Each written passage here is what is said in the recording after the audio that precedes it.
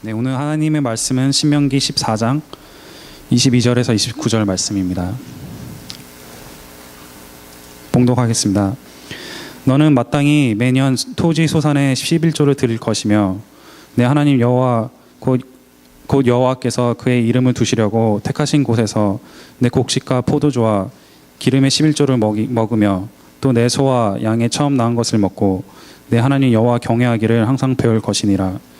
그러나 내 하나님 여호와께서 자기의 이름을 두시려고 택하신 곳이 내게서 너무 멀고 행로가 어려워서 내 하나님 여호와께서 그 풍부히 주신 것을 가지고 갈 수 없거든 그것을 돈으로 바꾸어 그 돈을 싸가지고 내 하나님 여호와께서 택하신 곳으로 가서 내 마음에 원하는 모든 것을 그 돈으로 사되 소나 양이나 포도주나 독주 등 내 마음에 원하는 모든 것을 구하고 거기 내 하나님 여호와 앞에서 너와 내 건속이 함께 먹고 즐거워할 것이며 내 성읍에 거주하는 레위인은 너희 중에 분깃이나 기업이 없는 자이니 또한 저버리지 말지니라. 매 3년 끝에 그 해 소산의 10분의 1을 다 내어 내 성읍에 저축하여 너희 중에 분깃이나 기업이 없는 레위인과 내 성중에 거류하는 객과 및 고아와 가부들이 와서 먹고 배부르게 하라. 그리하면 내 하나님 여호와께서 내 손으로 하는 범사에 내게 복을 주시리라. 네. 얼마 전에 제가 어떤 한 목사님과 이렇게 우연히 만났다 우연히 다퉜어요.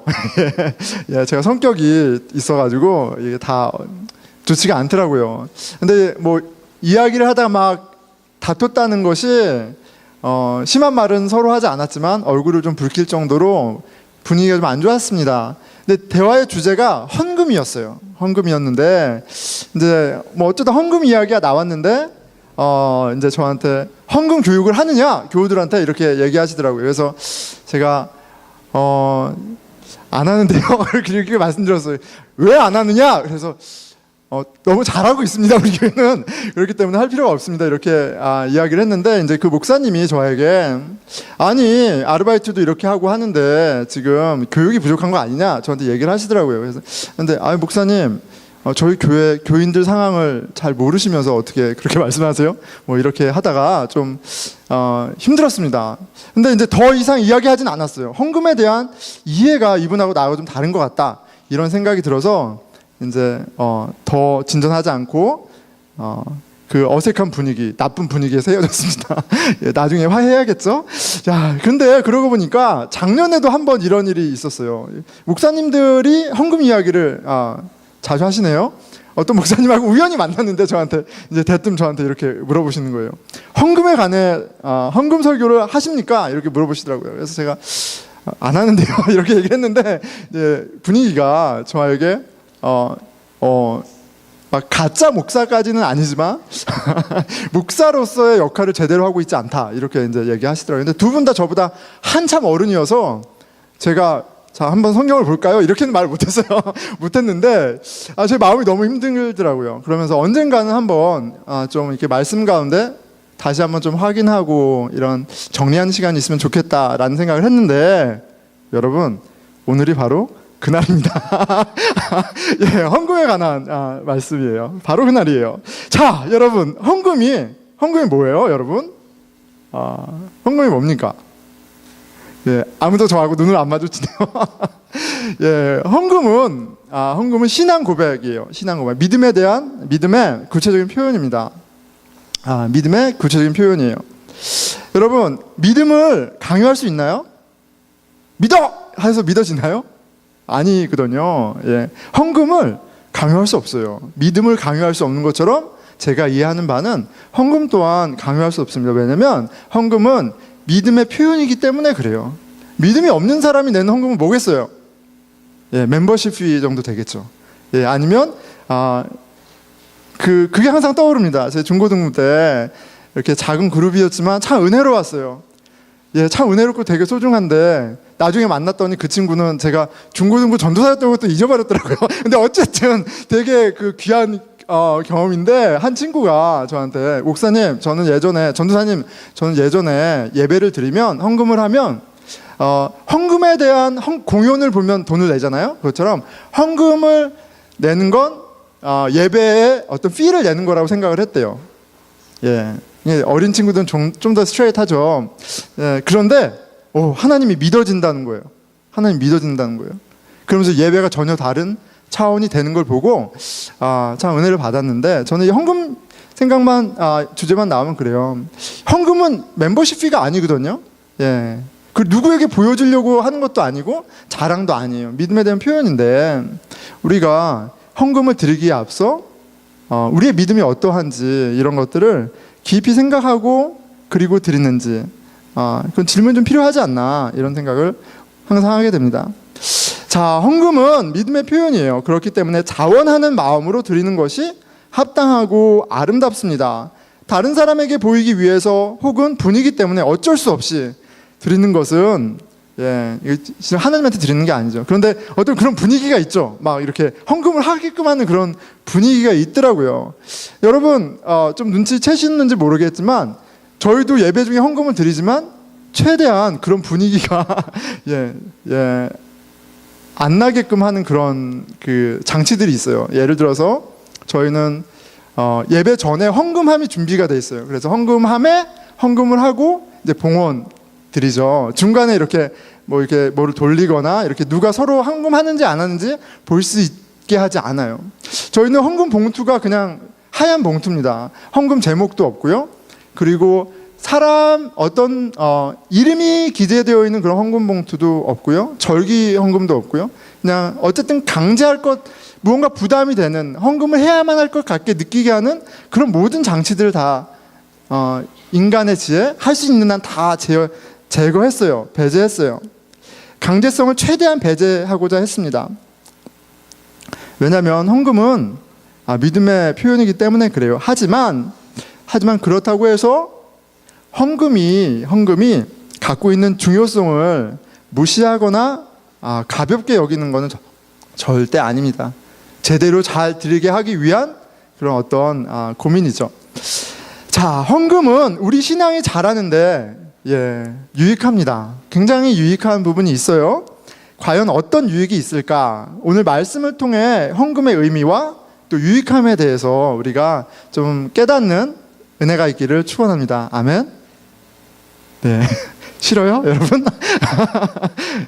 자, 오늘 본문은 이게 어려운 주제예요. 어려운 주제입니다. 참 부담스러운 주제예요. 전 설교 준비하면서 얼마나 힘들었겠어요, 여러분. 자, 하지만 우리 유익이 있죠. 자, 오늘 본문 23절 말미에 이렇게 말씀하세요. 여호와 경외하기를 항상 배울 것이니라. You may learn to fear the Lord your God always. 이렇게 돼 있어요. 경외. 몇 가지 의미가 있는데, 첫 번째 의미는 두려워한다는 뜻이죠. fear예요. 두려워한다는 의미예요. fear. 자, 이 두려워한다, 이 두려움이라는 단어는 누군가 내 생명을 위협할 수 있을 정도의 힘이 있는 누군가 앞에서 느끼는 감정이에요. 두려움. 성경에 이 두려움이라는 단어가 가장 먼저 나오는 장면은 바로 창세기 3장 10절입니다. 이르되 내가 동산에서 하나님의 소리를 듣고 내게 벗었으므로 두려워하여 숨었나이다. 자, 이게 어떤 장면입니까? 아담과 이브가 선악과를 먹었죠. 하나님이 먹지 말라고 한 선악과를 먹었어요. 먹으면 어떻게 된다고 말씀하셨어요? 2장 17절이죠. 선악을 알게 하는 나무의 열매를 먹지 말라. 내가 먹는 날에는 반드시 죽으리라. 이렇게 얘기하셨어요. 히브리어에는 죽는다 이렇게 같은 동사가 두 번 나왔고요. 그것을 번역을 반드시 죽으리라 이렇게 했어요. 히브리 성경에서 같은 말이 두 번 반복되는 것은 최상급이에요. 반드시 그렇게 하시겠다는 거예요. 선악과 먹으면 심판이 있어요. 근데 선악과를 먹었어요. 그리고 이제 범죄에서 두려움에 떨고 있어요. 자, 이 심판의 대가로 죽임을 당할 처지에 놓인 거죠. 얼마나 두려웠겠어요. 그래서 숨었습니다. 그리고 지금 그들 가까이서 그들을 찾는 하나님의 음성이 들려와요. 그리고 아담과 이브는 하나님을 야레, 두려워합니다. 야레, 두려워해요. 야레가 이 경외로 번역된 히브리어죠. 두려워합니다. 자, 그런데 사람과 사람 사이에서도 동일한 단어가 쓰이죠. 그곳 사람들이 그의 아내에 대하여 물음에 그가 말하기를 그는 내 누이라. 이삭에 관한 내용이에요. 리브가는 보기에 아리따움으로 그곳 백성이 리브가로 말미암아 자기를 죽일까 하여 그는 내 아내라 하기를 두려워함이었더라. 아브라함의 아들 이삭이 그랄에 거주할 때 있었던 일입니다. 이 부부 관계는 하나님과 우리의 언약 관계를 보여주는 관계죠. 상징적인 관계입니다. 이삭이 아버지 아브라함처럼 아내를 누이라고 거짓말합니다. 누군가가 아내를 달라고 하면 그냥 줄 판이에요. 왜 이렇게 이삭이 비겁합니까? 자기가 죽을까 하여 이렇게 표현되어 있어요. 야레. 그러니까 자신보다 강한 사람, 생명을 위협하는 누군가 앞에서 느끼는 감정이 이 야레예요. 두려움이에요. 오늘 본문에서 이렇게 말씀하십니다. 23절 여호와 경외하기를 항상 배울 것이니라. 여러분, 하나님은 너무 좋은 분이시죠. 너무너무 좋은 분입니다.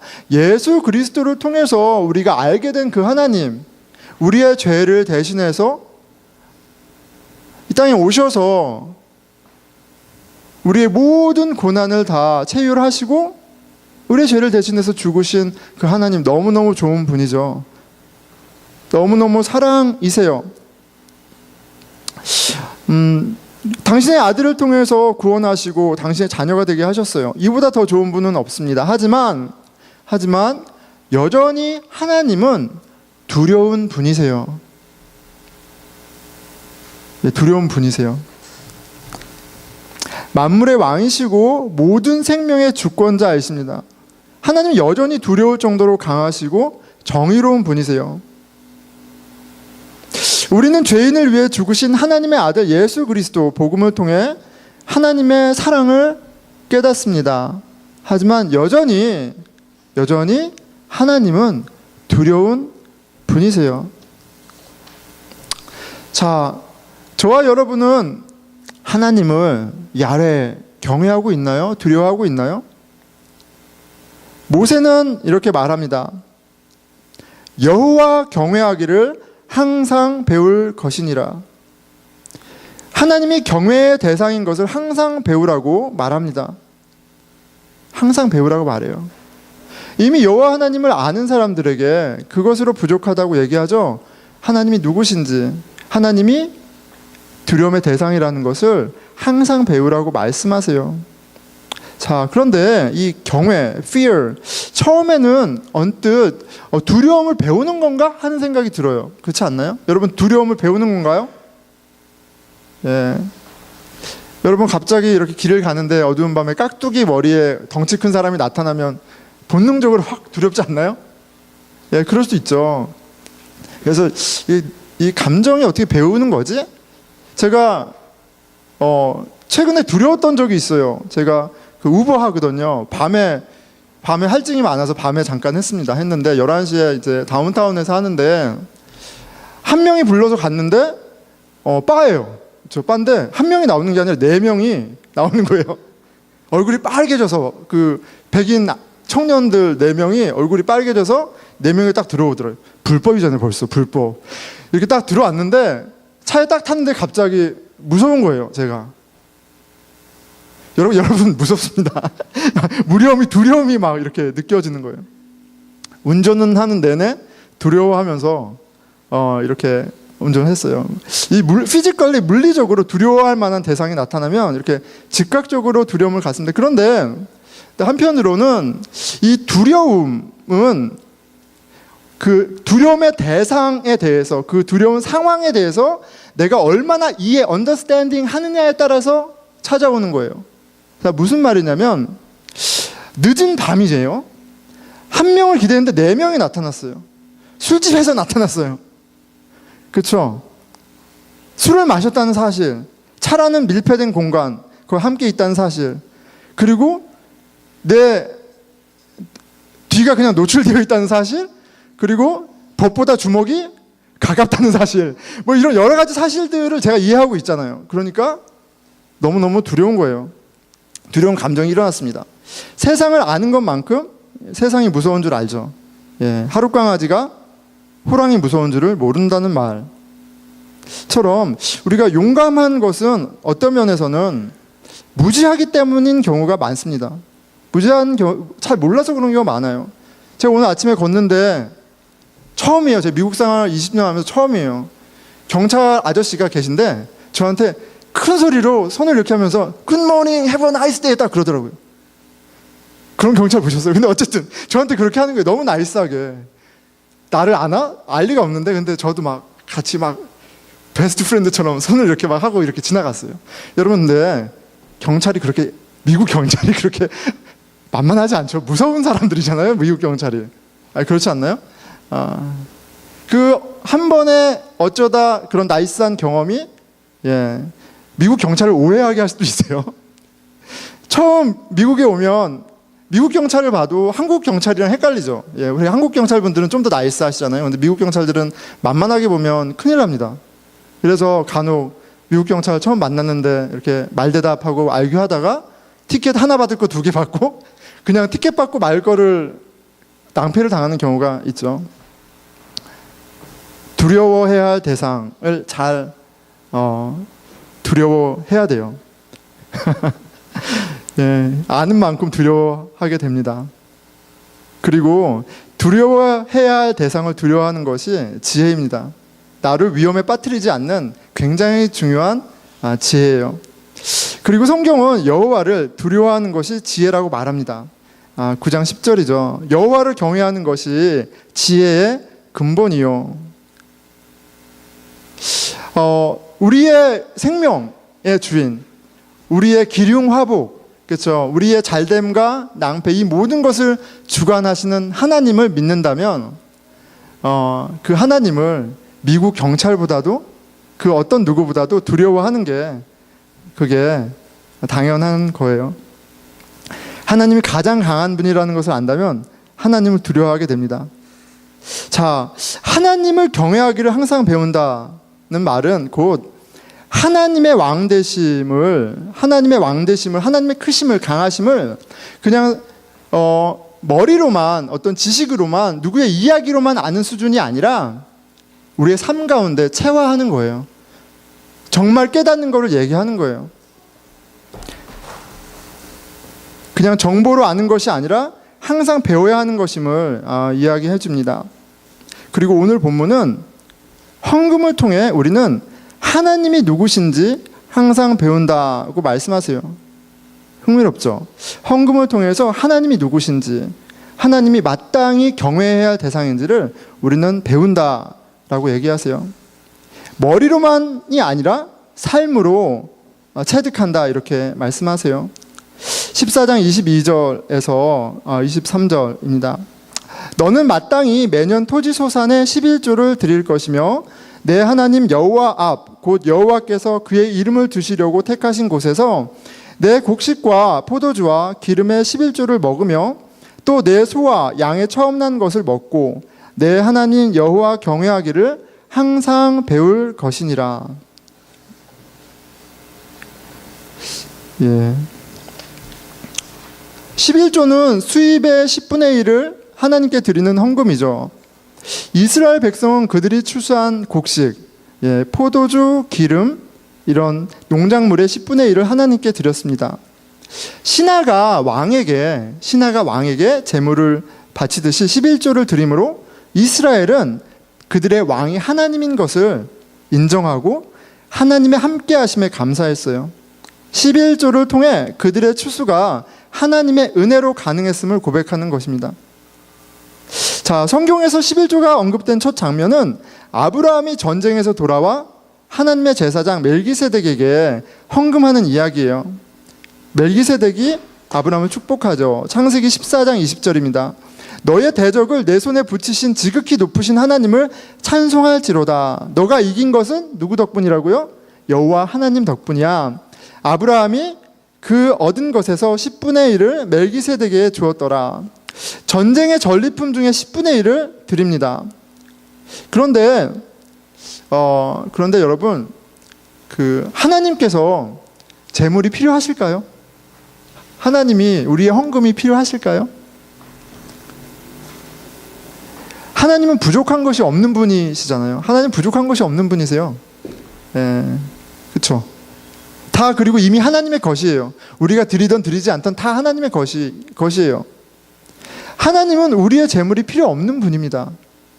하지만 아브라함의 11조를 받으세요. 여러분, 왜 11조를 받는 것일까요? 필요도 없는데. 필요도 없는데. 아브라함의 헌금이 곧 아브라함의 신앙 고백이기 때문이에요. 아브라함은 11조를 드림으로 이런 고백을 하는 거죠. 여호와 하나님은 왕이십니다. 이 전쟁을 이기게 하신 전능자이십니다. 나에게 성취하도록 허락하신 재물의 10분의 1을 하나님께 드립니다. 이 헌금을 통해 나는 당신의 종이고 당신은 나의 왕이심을 진심으로 고백합니다. 이 헌금은요, 드리는 사람을 위해 있는 거예요. 이런 이야기를 들은 적이 있습니다. 11조를 하지 않으면 하나님 돈을 떼먹는 것이다. 예. 근데 이 말은 되게 진짜 말도 안 되는 말이죠. 우리가 드리던 드리지 않던 다 하나님 거예요. 근데 뭘 떼먹지 않고 자시고 할 게 있나요? 예. 하나님은 돈이 필요 없는 분이세요. 하나님은 우리의 헌금이 필요 없으신 분이에요. 당연히 헌금을 드리지 않는 것이 하나님 돈을 떼먹는 것이 아니에요. 더군다나 헌금을 하는 것이 하나님의 챙겨드리는 것도 아니에요. 그리고 하나님한테 잘 보여서 무언가 더 큰 배당을, 이익을 받기 위한 투자도 아니에요. 예, 하나님은 뇌물 받지 않으신다고, 뇌물을 받지 않으시는 분이에요. 예, 정의로운 분이시기도 하지만 뇌물 받으실 필요가 없어요. 다 하나님 건데 그걸 뭐 받으시겠어요? 하나님은 하나님이 필요하신 것이 아니고 우리의 신앙을 위해서 필요한 거예요. 헌금을 통해 우리 신앙의 실체가, 헌금을 통해 우리 신앙이 실체가 됩니다. 예, 잘 와닿지 않나요? 근데 제가 생각해 보니까 그렇더라고요. 여러분들 가정은 어떤지 모르겠는데 저희들 가정은 식탁에 어떤 음식이 먼저 오면 항상 아빠 먼저예요. 아빠 먼저, 엄마 먼저. 오늘도 제가 어제 늦게까지 준비하고 하는데 제가 가장 늦게 일어났는데 한이가 막 오면서 사과를 제 입에 꾸겨 넣더라고요. 엄마가 아빠 주라 그랬어 그러면서 제 의사는 물어보지도 않고 사과를 제 입에 막 꾸겨 넣어요. 그래서 먹고 맛있다 그랬더니 또 갖고 와서 또 넣고 해서 먹었는데 제가 막 그닥 사과를 먹고 싶진 않았지만 너무 행복하더라고요. 예. 그 사과를 먹으면서 제가 뭘 느끼겠어요? 내 아이가 이 가정에서 내가 아비로 사랑받는구나. 그리고 그 사과를 주는 아이는 뭐를 지금 경험하고 있어요? 우리 집의 왕은 우리 아빠야. 이거를 아는 거죠. 관계는 추상적이지 않습니다. 우리 행위를 통해서 확인이 되고 디벨롭 되는 거예요. 헌금은 우리의 유익을 위해서 있는 거예요. 우리가 하나님께 드릴 때 그것이 우리 믿음의 실체가 돼요. 예.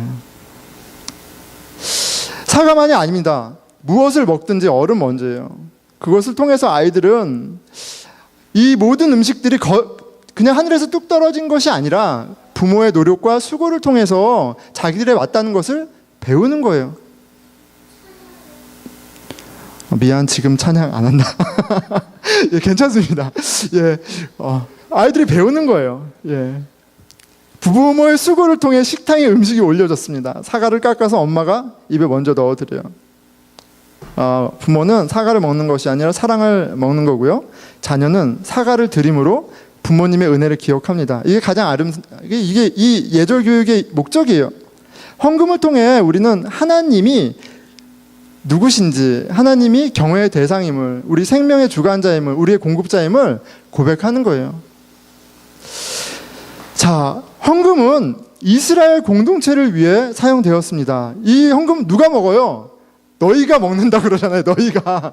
하나님 먹는다고 안 하세요. 너희가 먹는다 얘기하시잖아요. 그리고 더군다나 3년 끝에 드리는 소산물은 더군다나 공동체를 위한 것이에요.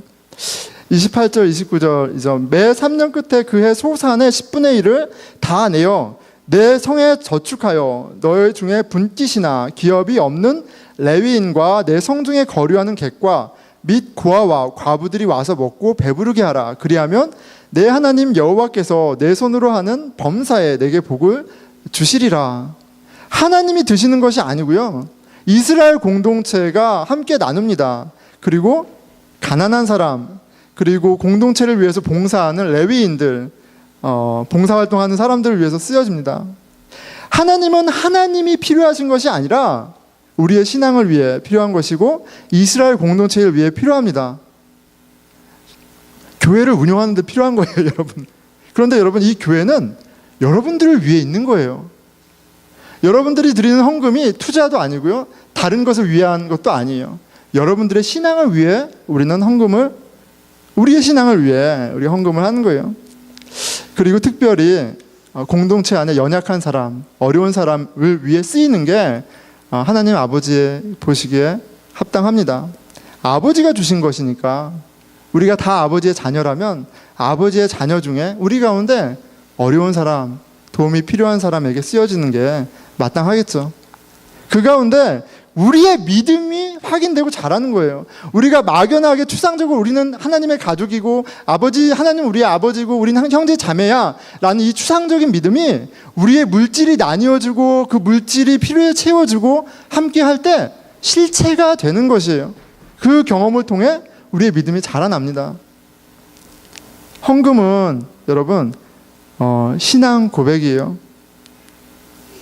그리고 이 헌금을 통해서 우리의 믿음이 실체가 되고 우리 공동체가 함께 성장합니다. 자, 헌금을 통해 하나님의 왕 되심을 머리가 아니라 온몸으로 체화하게 됩니다. 하나님을 경외할 때 하나님이 정말 어떤 분이신지 우리가 알아갈 때 우리 삶의 구체적인 변화들이 있어요. 우리 삶의 가치가 달라지죠. 우리가 이 세상을 살면서 두려워하는 것들이 있는데 정말 마땅히 두려워해야 할 하나님을 두려워함으로 그의 보호하심 안에서 실은 세상에서 우리가 두려워하던 것으로부터 자유한 것도 경험을 하게 돼요. 여러분 살아가면서 가장 두려운 게 뭔가요? 저는 생각해 보니까 보스턴 살면서 가장 두려운 건 저희 아내 다음으로 돈입니다. 돈이 가장 두려워요. 돈이 어떠세요? 저만 두렵나요? 예, 돈. 우리가 살아가는 이 세상에서 돈만큼 힘이 센 게 있을까요? 그리고 더군다나 우리가 사는 이 세상은 돈을 추구하고 많은 돈을 쌓는 것이 미덕이라고 얘기합니다. 돈으로부터 자유롭지 못한 시대를 살아가고 있어요. 아니, 돈을 왕으로 섬기는 시대를 살고 있습니다. 성경에서 하나님과 경쟁하는 우상이 있죠. 가나안의 맘몬, 재물의 신이에요. 풍요의 신이에요. 돈이야말로 하나님과 경쟁하는 인간이 만든 가장 대표적인 우상입니다. 이 사실을 예수님이 너무나 잘 알고 계셨어요. 마태복음 6장 24절이에요. 한 사람이 두 주인을 섬기지 못할 것이니 혹 이를 미워하고 저를 사랑하거나 혹 이를 중히 여기고 저를 경히 여김이라. 너희가 하나님과 재물을 겸하여 섬기지 못하느니라. 하나님이 허락하신 많은 것들이 뮤추럴합니다. 막 그게 나쁜 것이 아니에요. 그렇죠? 하나님 허락하신 것들이에요. 그런데 유독 이 재물에 대해서는 악하다라고 얘기를 해요. 예, 그만큼 우리가 경계해야 할 대상입니다. 하나를 사랑하든 또 다른 하나를 멸시하든 둘 중에 하나뿐이 없다고 말씀하세요. 하나님을 사랑하는 것과 재물을 사랑하는 것이 같이 갈 수 없고요.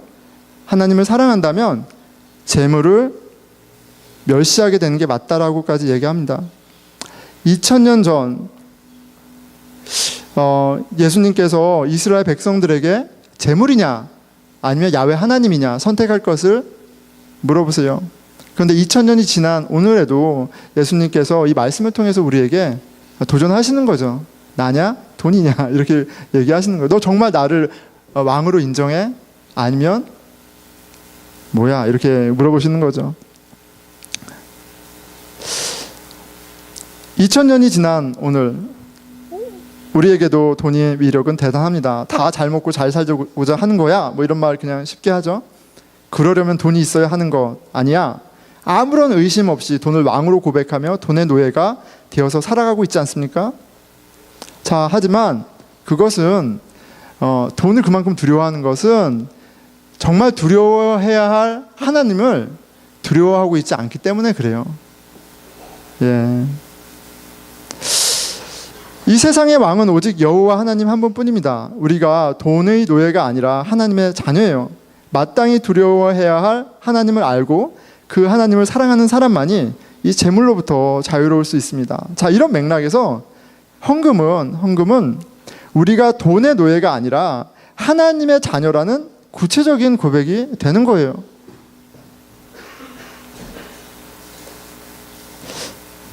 하지만 여전히 헌금을 한다는 것 자체가 우리가 재물로부터 자유롭다는 증거가 되지 못하죠. 그런 경우도 있잖아요. 내가 헌금하면 내가 더 많은 재물을 하나님이 허락하실 거야. 뭐 이런 이상한 논리도 있죠. 그러니까 또 헌금을 한다는 것 자체가 재물로부터 자유롭다라는 걸 다 보여주지는 또 않아요. 자, 그런데 분명한 건 뭐냐면 예수님을 통해 나타난 하나님의 사랑을 우리가 경험했을 때 여호와 하나님을 야래 두려워하는 것만이 아니라 그 여호와 하나님의 그 사랑을 우리가 경탄할 때, 야래에는 두려움이라는 의미도 있지만 경탄하다, reverence라는 의미도 있거든요. 하나님의 그 사랑에 경탄했을 때 정말 우리는 재물로부터, 이 만몬으로부터, 우상으로부터 자유해지는 일이 있어요. 그러니까 이것도 지금 다시 믿음의 질문으로 오는 거예요. 내가 누구를 더 두려워하냐, 더 헌금을 하냐 마느냐의 이슈보다도 내가 정말 하나님을 경외하느냐, 하나님이 두려운 그 하나님, 그 경탄의 대상이신 하나님을 내가 경험하고 그 은혜 가운데 있느냐. 그렇다면 우리가 얼마를 하든 그 헌금은 하나님 보시기에 아름다운 것이고 또 우리가 재물의 노예가 아니라 자유하다라는 하나님의 자녀라는 증거가 될 것입니다. 자, 이것이 실은 세리장 삭개오의 이야기가 보여주는 바죠. 세리장 삭개오. 뭐 짧게 나누겠습니다. 세리장 텍스 컬렉터 이야기죠. 예, 로마 제국의 텍스 컬렉터. 이스라엘 백성 같은 민족의 반역자죠. 잘 와닿지 않아요. 일제 때 부역하던 일본 앞잡이. 그래서 좀 와닿지 않을 수 있는데 어떤 분이 정말 지금 우리 세상 가운데 적절한 예를 두셨어요. 돈 때문에 모든 관계를 팔고 모든 인격을 팔아버린 사람, 이 텍스 컬렉터인데 이런 사람일 수 있죠. 인신매매를 직업으로 삼는 사람. 여러분 굉장히 악한 사람이죠. 돈을 위해서 실은 모든 것을 다 저버린 사람. 예, 인신매매범. 삭개오는 그렇게 실은 그 공동체 안에서, 사회 안에서 배척당하고 그리고 돈을 위해서 살던 사람이에요. 자, 그런데 그 삭개오가 예수님을 보기 위해 뽕나무에 올라가고 그리고 예수님은 삭개오를 만나시죠. 그리고 그의 집에 머무르시겠다고 말씀하세요. 누가 보아도 죄인이고 본인도 죄인이고 악당인 사람의 집에 머물겠다고 얘기하세요. 집에 머문다는 것은, 함께 유한다는 것은 친구가 된다는 말이죠. 가족이 된다는 말이에요. 삭개오가 예수 그리스도를 통해서 은혜를 입었습니다. 예. 두려운 하나님 앞에 심판받아 마땅한 삭개오가 심판이 아니라 은혜를 입었어요. 그리고 그 은혜 가운데 하나님을 경탄하는, 경외하는 경험을 하는 거죠. 누가복음 19장 8절입니다. 삭개오가 서서 주께 여짜오되 주여 보시옵소서, 내 소유의 절반을 가난한 자들에게 주겠사오며 만일 누구의 것을 속여 빼앗은 일이 있으면 내 갑절이나 갚겠나이다. 그가 약속한 첫 번째 부분만 보겠습니다. 내 소유의 절반을 가난한 자들에게 주겠사오며. 예수 그리스도의 사랑을 통해 하나님의 은혜를 입었습니다. 왕이신 예수님 앞에서 그가 가진 것의 반을 가난한 자들에게, 이스라엘 공동체 형제 자매들에게, 예전에는 그가 착취했던 그 대상에게 나누어 주겠다고 약속해요. 구약의 율법을 잘 알고 있던 삭개오는 가난한 자들을 구제하는 것, 그것이 하나님이 기뻐하시는 헌금이라는 사실을 잘 알고 있었어요. 그의 헌금은 11조가 아니라 10의 5조입니다. 삭개오가 드리는 제물이 이제 돈이 그의 주인이 아니라 여호와 하나님이 삭개오의 주인이라는 신앙 고백으로 나타나요. 구원자 예수가 삭개오의 삶의 실체가 되자 돈에서 자유한 하나님 자녀의 모습이 이 나누는 모습을 통해서, 이 헌금을 통해서 확인이 됩니다. 여러분, 우리는 어떤 마음으로 헌금을 합니까? 하나님을 왕으로, 실은 그것보다 더 나아가서 우리가 받은 은혜가 있기 때문에, 은혜의 공동체이기 때문에 우리 믿음의 고백으로 헌금을 합니까? 아니면 어떤 의미로 하고 있습니까? 한번 질문하게 되죠. 자, 말씀을 맺겠습니다. 헌금의 의미가 무엇입니까? 헌금은 믿음의 고백, 신앙의 고백입니다. 헌금은 우리의 믿음을 위한 것이에요. 마땅히 두려워해야 할 하나님을 인정하는 것이에요. 헌금을 드림으로 그리스도의 몸된 교회 공동체를 유지하고 세워갑니다. 이 교회 공동체가 우리의 믿음을 지켜주고 자라나가게 합니다. 11조는 구약시대에 하나님을 왕으로 경외하는 법을 배우는 선한 율법이죠. 이 율법이 예수 그리스도 안에서 완성되었습니다. 하나님은 우리 재물의 10분의 1이 아니라 우리 몸 모두를 달라고 얘기하세요. 예수 그리스도가 우리에게 10분의 1만 주신 것이 아니라 그 자신을 다 주셨기 때문이에요. 경외의 대상이었던 하나님이, 두려움의 대상이었던 하나님이 그 예수 그리스도를 통해서 경탄의 대상이 될 때 우리는 10의 1이 아니라 진짜 무엇을 먹든 마시던 하나님의 나라를 위해, 하나님을 위해 드리는 삶을 살아가게 됩니다. 그래서 바울이 담대하게 이렇게 이야기하는 거예요. 로마서 12장 1절이죠. 그러므로 형제들아, 내가 하나님의 모든 자비하심으로 너희를 권하노니 너희의 몸을 하나님이 기뻐하시는 거룩한 산 제물로 드리라. 이는 너희가 드릴 영적 예배니라. 우리가 예수 그리스도 안에서 그 복음의 은혜에 집중할 때 우리 가운데 하나님을 사랑하고 이웃을 내 몸처럼 사랑하는 일이 그냥 추상적인 것이 아니라 우리의 재물을 나누는 삶을 통해서 구체화되고 그렇게 믿음이 확인이 되고 자라는 은혜가 있음을 믿습니다. 아멘. 예, 우리 잠깐 기도하겠습니다.